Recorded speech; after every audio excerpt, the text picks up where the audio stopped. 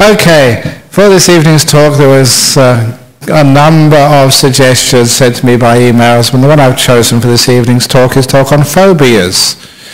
Because so many people have phobias about all sorts of stuff, you know, whether it's little creepy crawly animals, whether it's in situations like being in aircraft or in elevators, or whether it's phobias, you know, against certain people or other situations, phobias, things happening to them again and again and again. It's the fear which is coming from certain situations, which sometimes stops one enjoying life and feeling a lot of freedom. So this evening's talk is going to be about phobias. And first of all, some of those phobias that many of you have probably heard about and read can be actually traced to previous lives. And I know that sometimes people in our modern age think that previous lives or reincarnation is a myth, but I guarantee that, you know, that there is such a thing as reincarnation. It's a money-back guarantee. If you don't come back again, you can ask for your money back. It's a sure bet.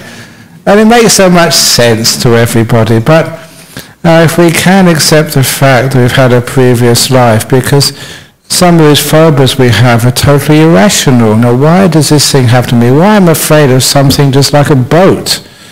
You know, there's nothing wrong with a boat, but why I'm so afraid of it? Not just an ordinary fear or sensible fear, but just an abnormal fear called a phobia.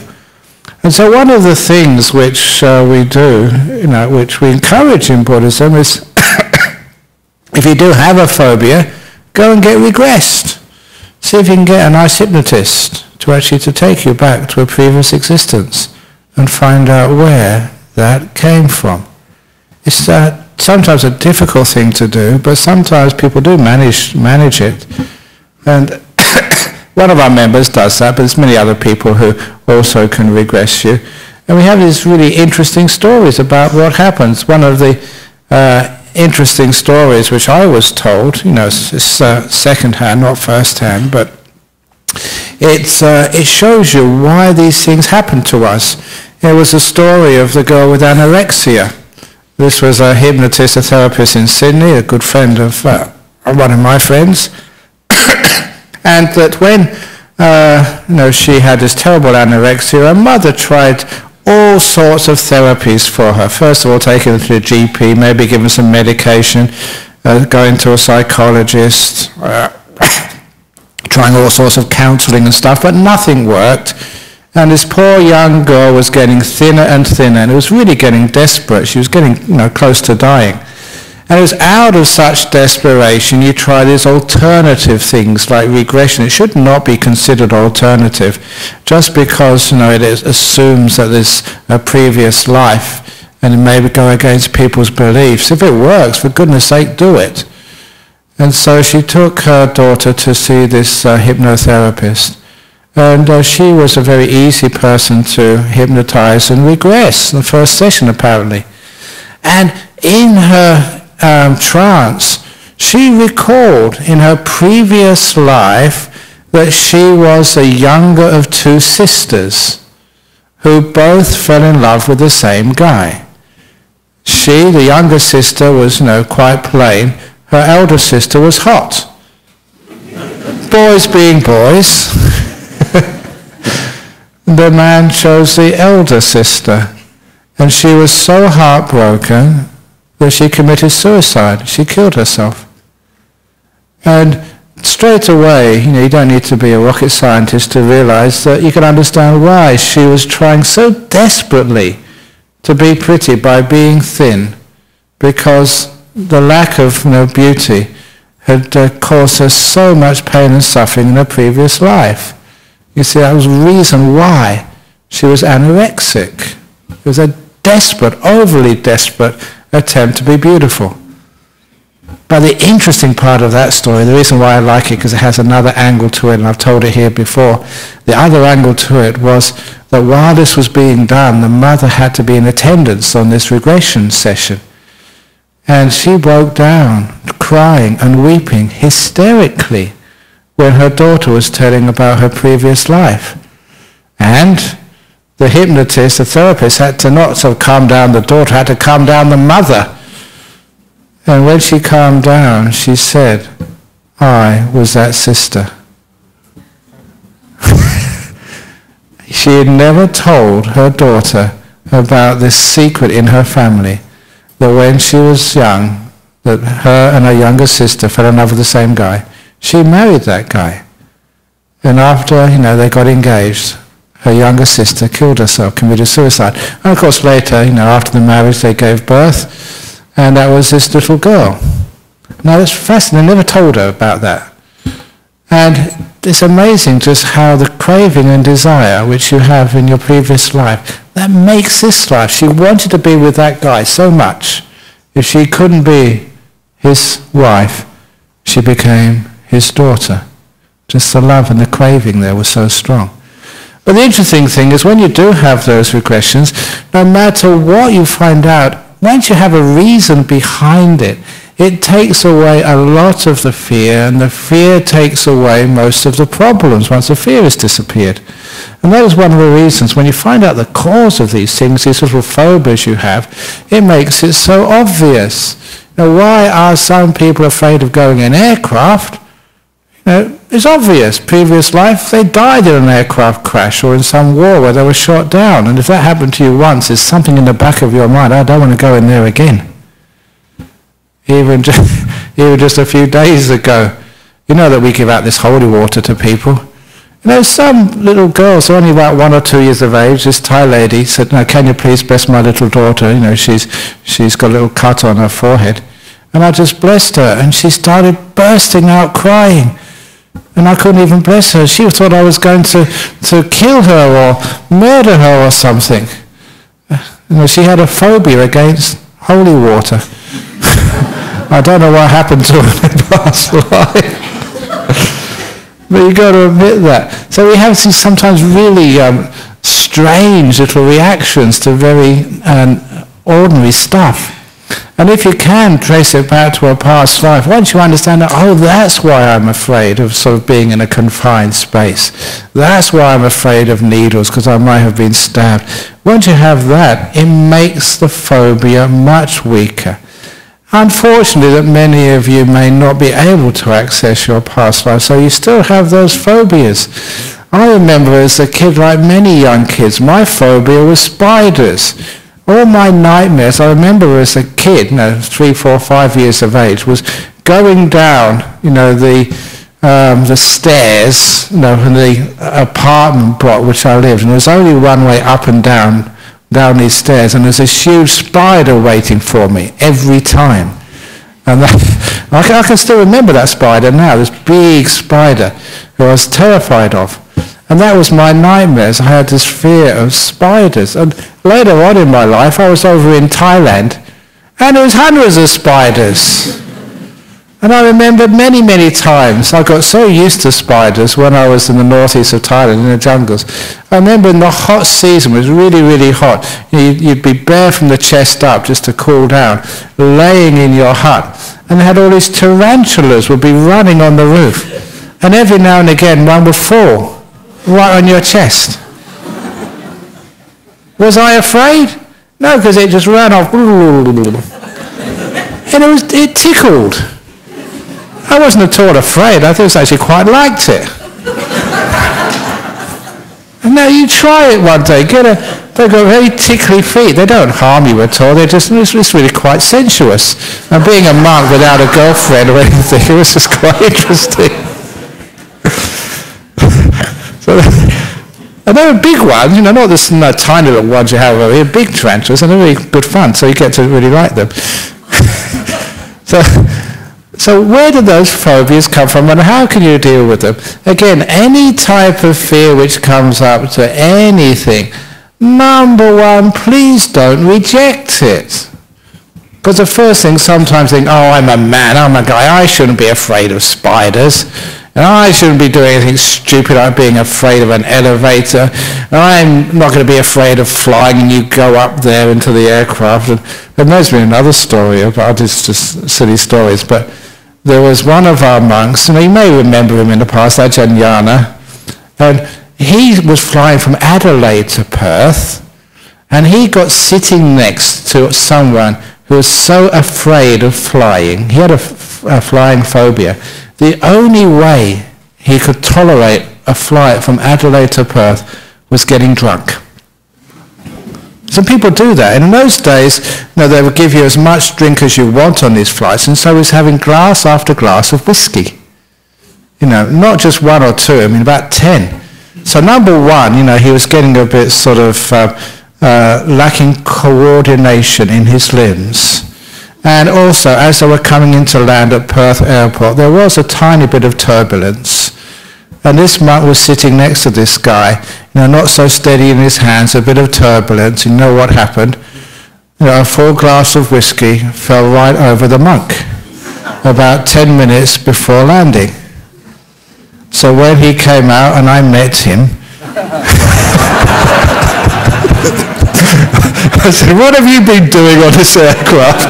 You smell like a distillery." And that's the story he told.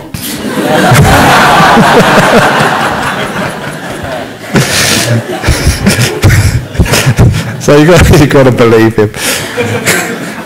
But I did have some doubts. But why do people have to do that? So instead of actually getting drunk to overcome these phobias, first of all, accept them. That's the first thing to do. And the second thing to do with a phobia, I was teaching this at the Cancer Support Association. I call themselves the Cancer Wellness Association last Tuesday. The next thing to do, every phobia, every sort of emotional disturbance has its corresponding physical feeling somewhere. I mentioned this before about anxiety, which is a type of phobia. Whatever emotion you have, whether you're in love, whether you're happy, whether you're afraid, whether you're anxious, whether you're grief-stricken, you will be able to notice with a little bit of awareness, focusing and investigation, that every emotion has a different feeling in the body. Now this is something powerful in awareness, mindfulness training in Buddhism, because once you can associate every emotion you can ever have with the physical feeling in the body and be able to distinguish the emotions by the different types of feelings in the body, then you've got a very powerful, effective, non-sort of chemical way of dealing with these things. Because when it comes to an emotion, you're really terrified of going in an aircraft. What am I going to do with it? You might say, "Oh, don't be stupid," but that doesn't work. Be strong, that doesn't work. Getting drunk, just end up spilling alcohol over a monk. That doesn't work either. So what does work is notice a physical feeling in the body corresponding to that phobia or that anxiety, that fear. And once you can notice that physical feeling anywhere in your body, it's not that hard to relax your body. Massage does it, just a bit of hot water, to relax it, a warm water bottle or something, or just anything which, exercise can relax that part of the body. Once you can relax that part of the body, which has a physical manifestation of the particular phobia, once that goes, the fear goes with it, because the two are associated. The mind and the body are connected together at this stage of your life, and sometimes we can't deal with the mind thing, but we're very good at dealing with the body thing, which means if you can relax the body, with relaxing the body, you're relaxing the phobia, and the phobia goes. And one of the most important things is to relax your body. You're being aware of it and being kind to it. It's this same old combination which I keep talking about every week in different ways. Kindfulness, mindfulness together with compassion, which actually relaxes, softens, heals, allows you to let go of these things. During the meditation, I've been talking about being kindful to your past, kindful to your future, to relax those until they're not a problem anymore. I gave a simile this morning like barking dogs, and they just keep at you all the time. This phobia keeps at you all the time. It just won't shut up. And how do you get rid of the barking dog? You shout at it to shut up, and it barks even louder. You throw things at it, it barks even louder. You don't get rid of these things through negativity, awareness and kindness. And then these things calm down. Do that with the past, do it with the future, do that with the physical manifestations of whatever phobia you have. To be able to do that, you have to accept it first of all. It's there, it's real. Feel it, understand it, get to know it. That is always the first stage of any sort of overcoming of problems. You've got to know it first of all. In the Chinese art of war, of all books, the famous saying, know your enemy, know yourself, 1,000 battles fought, 1,000 battles won. Now this doesn't mean sort of soldiers, in battle array. It means the enemy within inside yourself. Whether it's a phobia, whether it's fear, anxiety, grief, whatever sort of phobia you have or emotional disturbance, you've got to know it first. Know your enemy, know yourself. 1,000 battles won. When you thought 1,000 battles fought, 1,000 battles won. So you get to know the phobia, get to know how it feels, where it feels in the body, how it feels in the body, and then deal with it in the body ways. That is a great way of overcoming some of the phobias we have in life. And that's how I got to overcome the fear of spiders. You get to know spiders, study them. And they don't harm you, they can't eat you. They're more afraid of me than I am of them. How easy is it for a spider to kill you? How easy is it for you to kill a spider? You understand the difference? So I've got a lot of compassion for spiders. They really get. What do spiders do? Which really harms you. Why should you have a phobia about spiders? They're really nice. All they do is they sit in the corner of a room there and they just catch things which you don't like to have in your house anyway. They recycle the flies. They recycle the mosquitoes. They're really brilliant. And it reminds me, I like telling this story, it's a golden oldie, but the story of the suicidal spider, it's one of the stories in my latest book, The Suicidal Spider, because once there was this spider, it was only just born, and after it was grew up, was taught by its mum, it left its mum to find its own house, and it built this beautiful, beautiful web in the corner of a room in somebody's house. And it put so much care, into its web. Just like whenever you may get your first house or first apartment, you're so proud of it, you paint it, look after it, furnish it, and you bring people round, to sort of, the housewarming party. And this spider, he hadn't even had his housewarming party yet, hadn't invited his friends yet, he just built this beautiful web in the corner of a house. Took him a lot of effort, a lot of time, and he was just sitting in the middle to rest and wait for lunch because a spider comes by, a fly comes into the web by itself and that's its lunch. He was waiting for lunch, relaxing, and what happened? Some idiot saw that and smashed it to bits. Have you ever done that? You see a cobweb in your house and you destroy it? What'd you do that for? That's a spider's home.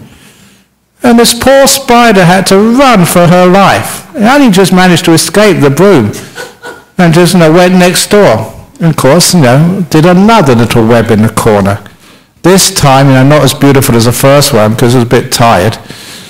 But still, it built the web, sat in the middle of it, waiting for lunch and have a bit of a rest. And what happened again? You guessed it. Someone saw it again, smashed it to bits again.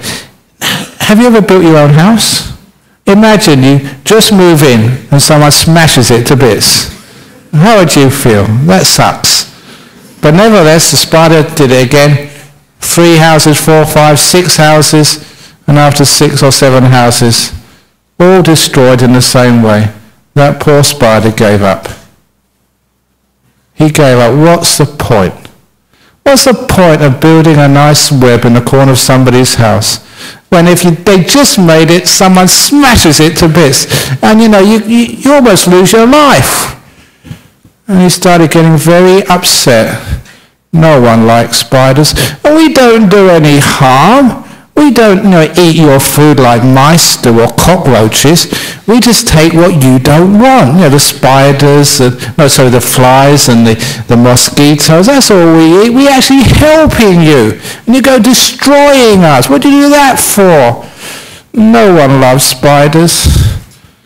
And he started getting really dejected.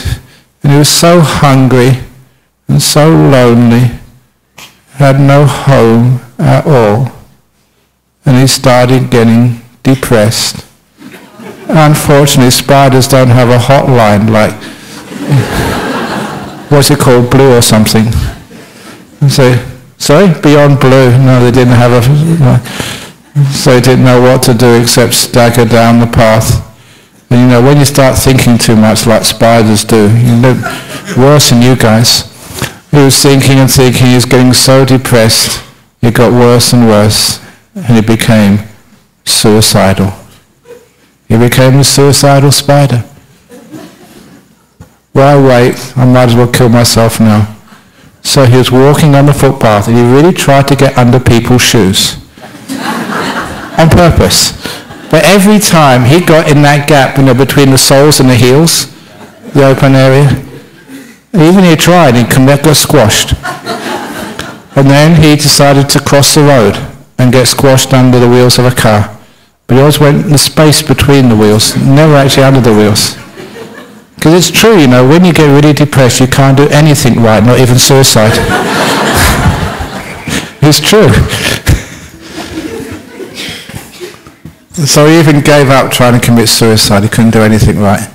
And so there he was just crawling down the street like a drunken person, not knowing where he was, crying, sobbing, really, really depressed. And then he sort of sensed that someone was looking at him. And he turned around and he saw the fattest, happiest spider you could ever see. Really fat, with a big smile on his face. Just the spider equivalent to Ajahn Brahm. And this big fat Johnny Spider said, "What's happened to you? Why are you so sad?" And then the suicidal spider told a really sad saga of his short life. 7 webs built, 7 webs destroyed, came so close to losing his life. No one loved him. He was so hungry and so alone and so sad. And when the jolly happy spider heard that, he said, "That's terrible. Look, why don't you come and stay with me instead? I've got plenty of food and I'm very safe." At which the suicidal spider said, "Hang on a minute. How come you're so fat and so happy? Didn't anyone destroy your web when you made it?" So, "No," said the fat happy spider. "I've only made 1 web in my life and it's still there. That's why I'm so happy, and it catches lots and lots of insects. And it's in such a safe place, no one ever disturbs me. You can come, there's plenty for both of us." And the suicidal spider said, "Look, where in the city of Perth can you build a web where no one disturbs you?" He said, "Oh, it's in the donation box of the Buddhist Society of Western Australia." No one ever disturbs you in there.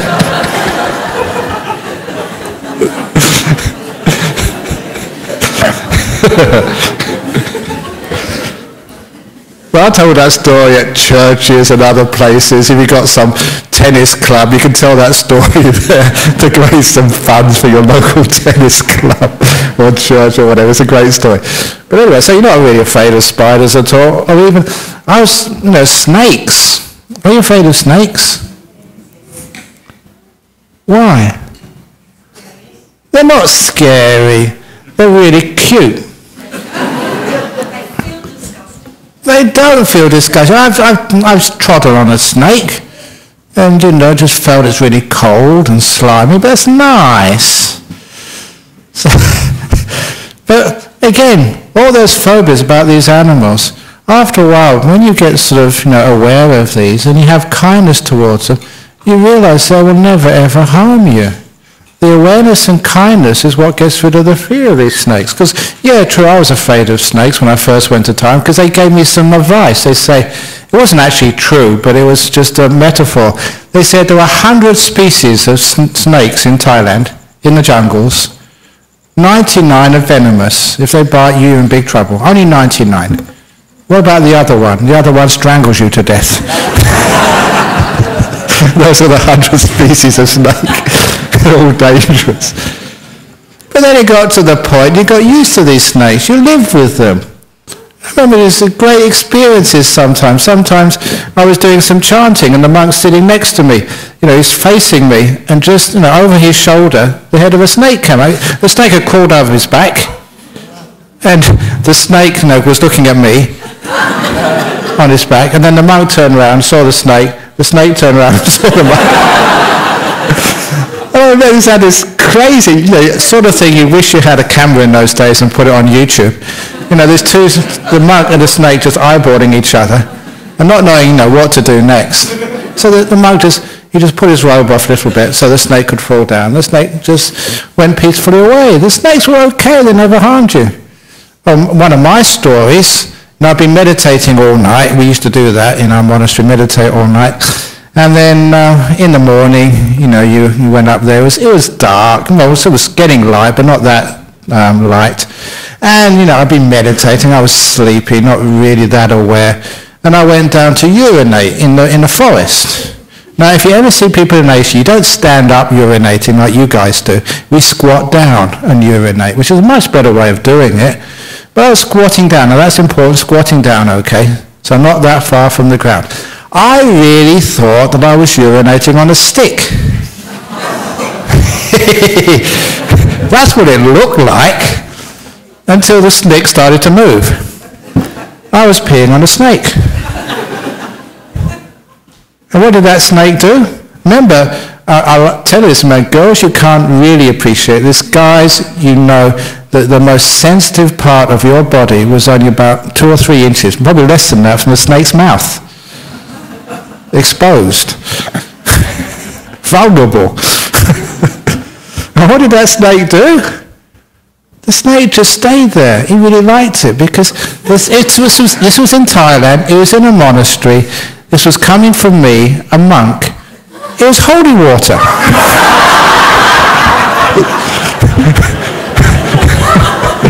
The snake was being blessed.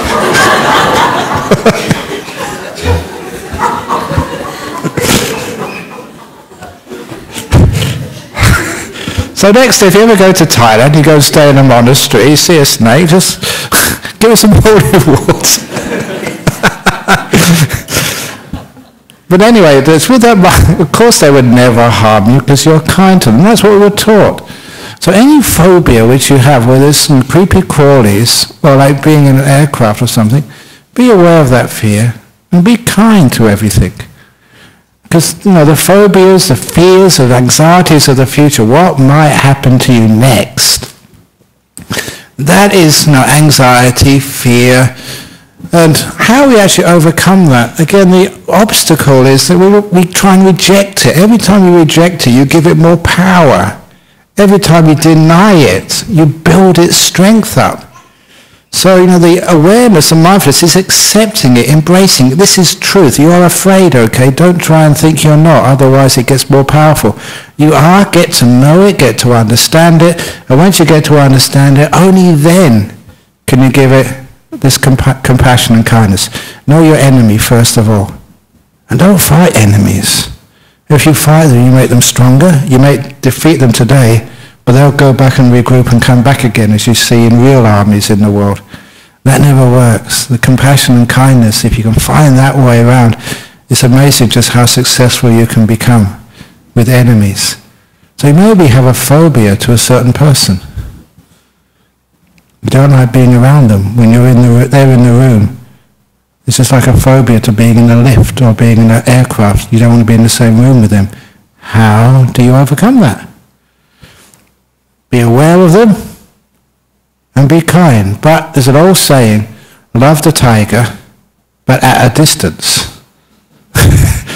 Which means that if you have a phobia towards a person or to an event, when you are comfortable, when that event is not right in front of you, when you're not flying on the aircraft, when there are no snakes or little creepy crawlies around you, when you feel comfortable, safe, secure, then think about them.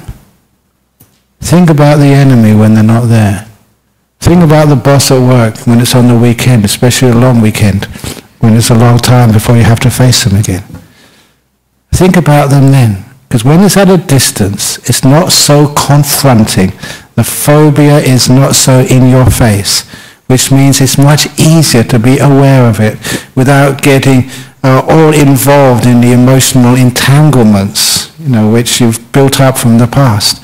Be aware of them, and then you can start changing your reactions to them. When they're distant from you, it's much easier to control your reactions. In other words, you can imagine your boss from hell, the boss from hell, and then you can give some compassion. What do I mean by compassion? A lot of times giving them the benefit of the doubt. They may be in a bad mood. They may be really upset. They may have had some accident. They may be brain damaged. Maybe that's true. So when you look at your boss like that from a distance, with compassion, giving people the benefit of the doubt, you can actually lessen that old habit of reacting with this negativity. But when you're right in front of them, you can't change habits. Then your old habits take precedence. So by being mindful and being compassionate, as a neuroscientist, you're actually rewiring your brain. They say every act of mindfulness and awareness, when your neurons fire like that, then you can actually rewire your brain. So your brain goes in different channels, not the old habits. I often say that what mindfulness is, people have all these definitions of mindfulness and awareness. Mindfulness, being aware, is like instead of having just one door you go through, you've got 3 or 4 doors you can go through. You don't have to keep repeating your old ways of doing things. You don't always have to sit in the same place in this hall. Don't look at me, I have to sit in this place when I come in here. You can sit in different places.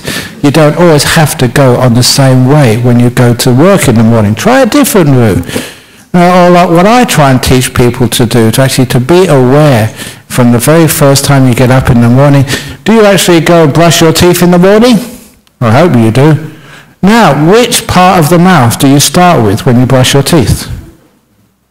Do you always start at the same place every morning? That is called lack of mindfulness. It's like a habit. That means you just brush your teeth, you're paying no attention.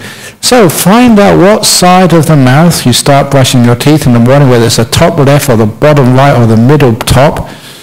Tomorrow morning, brush it on a different part. Live on the wild side.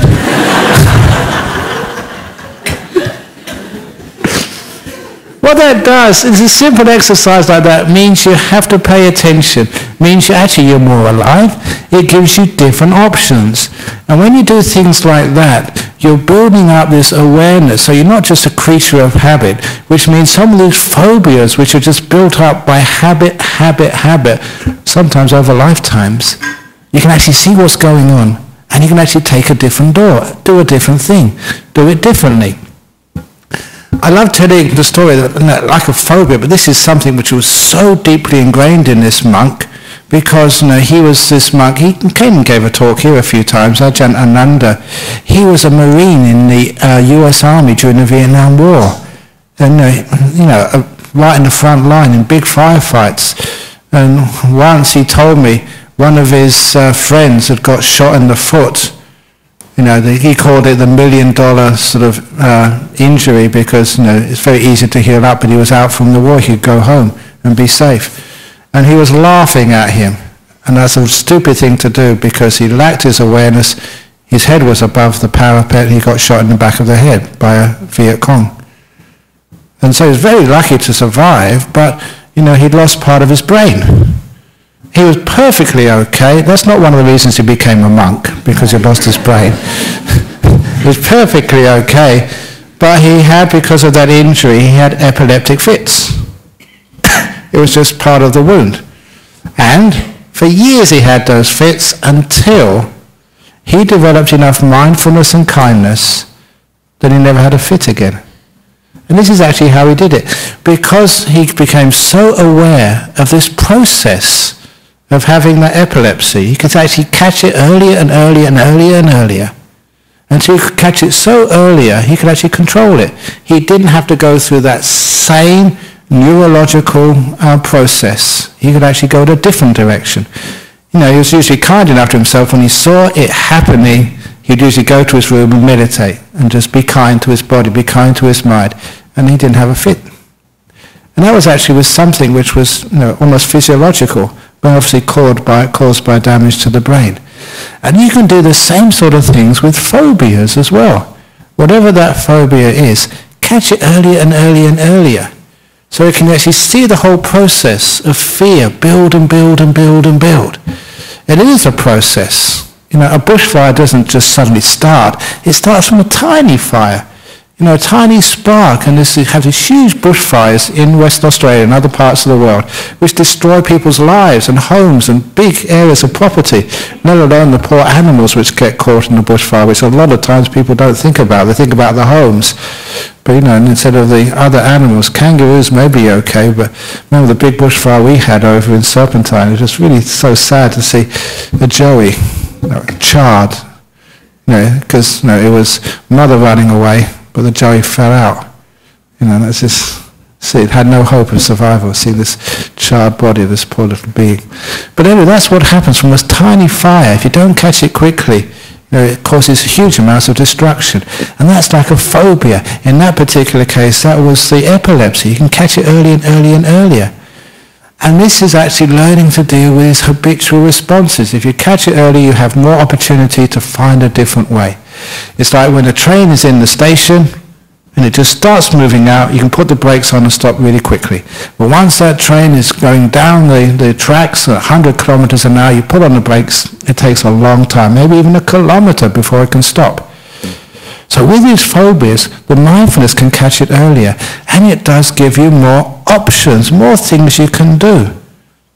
And that's one of the reasons why, if it's at a distance, from actually the actual event, which is really going to cause you a lot of trouble, you can catch it earlier, and you can actually manage these things. And what you actually do, you admit that what's happening, you find different strategies, and all the time, basically, the kindness, compassion is what solves a problem. You're kind to yourself. You're kind to the whole thing. It relaxes things.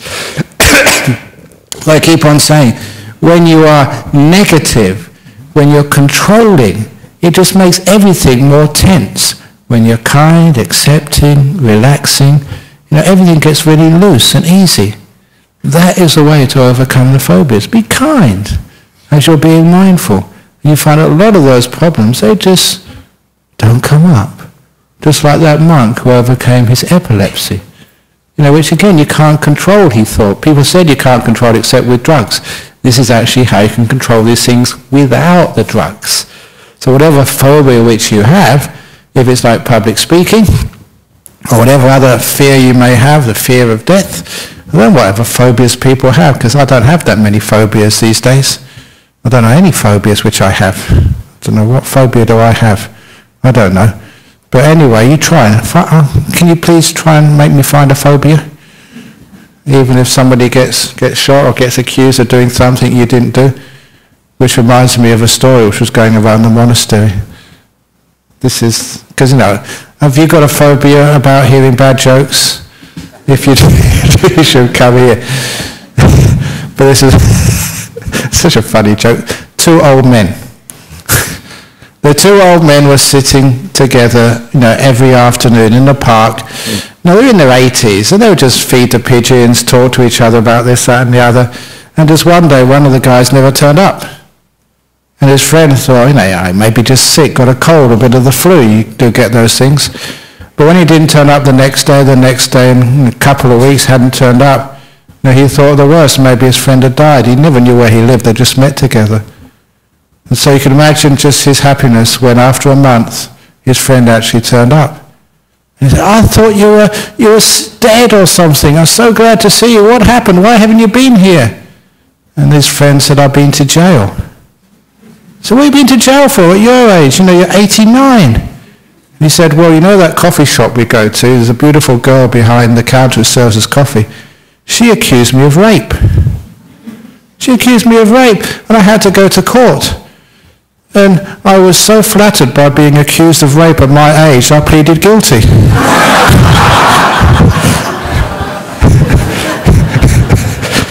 And the judge gave me 30 days for lying to court.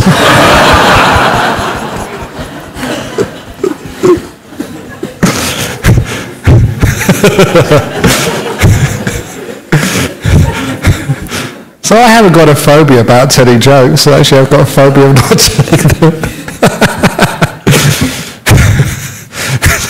That's an old man's joke. If you're an old man, you're accused of rape. Yeah, okay.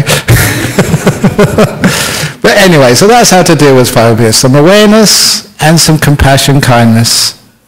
And you can catch it early, and you'll find that after a while, the fear you had before is not there anymore. And again, the other thing, you can feel it in your body. Deal with it in your body. A bit of massage, relaxing the body. You can relax your body. You know how to do that. If you relax the body, the phobia goes at the same time. Great ways of overcoming phobias. Okay, that's actually the 45 minutes. Now is the time for questions and answers, maybe. Anyone got any questions about the phobias over here? Sorry, excuse me. Yes?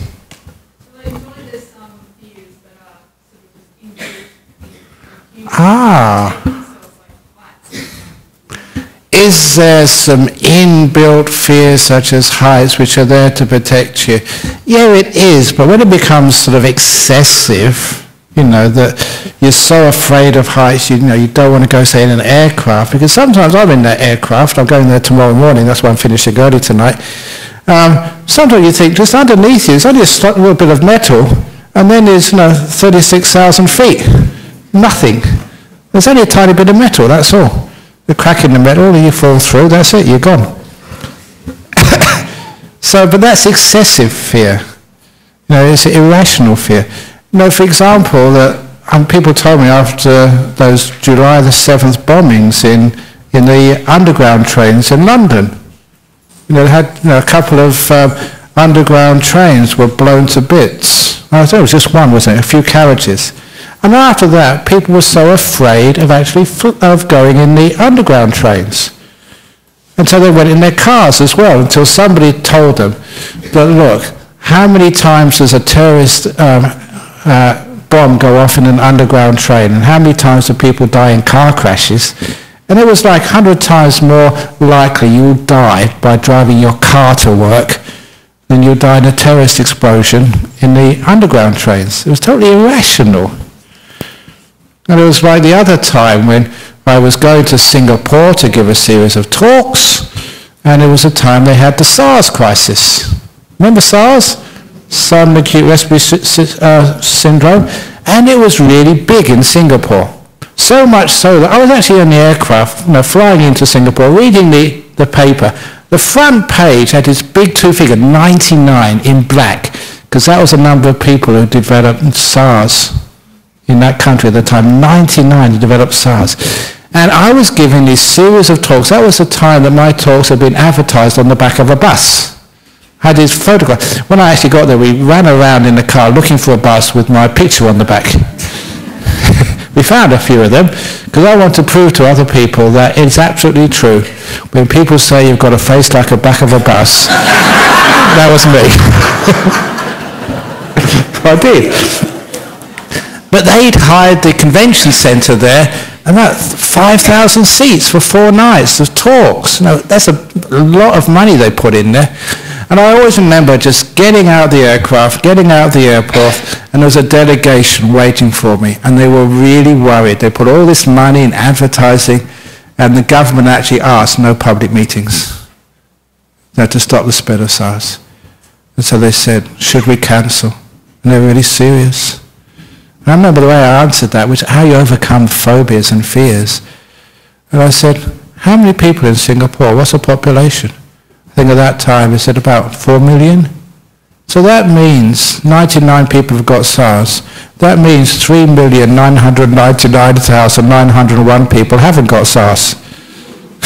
When I point it out like that, it's an obvious thing. There's 99 have, 4 million haven't. That's a 40,000 to 1 chance. You're not going to get SARS. So let's go ahead. And not only that, I said, what is SARS anyway? Sudden acute respiratory syndrome. People who have weak lungs get SARS. And I say, you come to my talks, you'll be laughing so much. You're exercising your lungs, and that means you're not going to get the disease. So we went ahead. No one got SARS then. That was actually the end of the crisis. But a lot of time it was just totally overblown fear. And that's one of the problems. Some of the phobias, it's not realistic fear. If it was realistic fear, then of course, don't go walking into the bushfire. Don't go sort of tickling snakes under the chin. Coochie coochie coo. But what we mean by phobias is totally unrealistic. Going in an elevator, or going on an aircraft, or going on a boat, or talking to a person you haven't met before. The fear of the boss, fear of other people, fear of what other people think of you. All of those are totally irrational. And that's why we call them phobias, irrational fears. And these are ways you can overcome them. So have we got any questions on the internet yet? No. None. Amazing. Any questions here about phobias? I've got a phobia of finishing too early. Yeah? Is this what the government is doing, trying to create a phobia for refugees? A phobia? That's a really good question. A phobia for refugees. Of course it is. A phobia that these are just importing Muslims, terrorists, Tamil tigers, if they come from Sri Lanka, into our midst. But sometimes, how many people here, we get lots of Vietnamese here, Vietnamese refugees. And these are people who came in boats, the ones who made it. And look what incredible, wonderful service they've given to Australia. I had all these great, I remember Vietnamese jokes when I was young about, if a Vietnamese burglar has stolen from your home because they do your kids' homework when they're burgling as well. They're really working hard. Australian, New Zealander and Vietnamese in a 3-flat apartment. And the apartment falls down because badly constructed. Who survives? The Vietnamese family survive because they're all out at work or at school. Australians are at home. New Zealand's at work. Totally racist, but there was actually some reason for that. And obviously the reason was because the Vietnamese refugees were working really hard. And if somebody has, this is my personal view, if they have the guts and the incentive, they work really that hard to even get here, that if you give them a visa, they're going to make something out of their life. They haven't had it easy. And whatever chances they're given, they take it with both hands. And they just really make an incredible life. And I've seen that to some of the, especially the Vietnamese community, because they're Vietnamese Buddhists, the ones who've actually made it here in the boats. I've been to their homes and their families, and they've done absolutely brilliantly from nothing. They didn't come with, even their clothes on their back were taken off. And they just came with nothing, and just what they've done with that is incredible. So, sometimes it's almost like a filter. If they manage to get to this place, I would actually give them the visa, get to work, and always make a great job of it. And they'd be so grateful. That's my fault anyway. We may have some other problems. The problem is dying in the ocean, if they don't make it, which is a problem. But it's a difficult one. But it's a phobia and a fear. They're taking over Australia. Sometimes it might be taken over by people who work hard. It's so hard for me to get an electrician or a plumber down at Serpentine. It's okay for you guys here. Is it hard to get an electrician here? A plumber? Yeah, get some more in. So that's why you should know any electricians in boats, they should be given a visa straight away.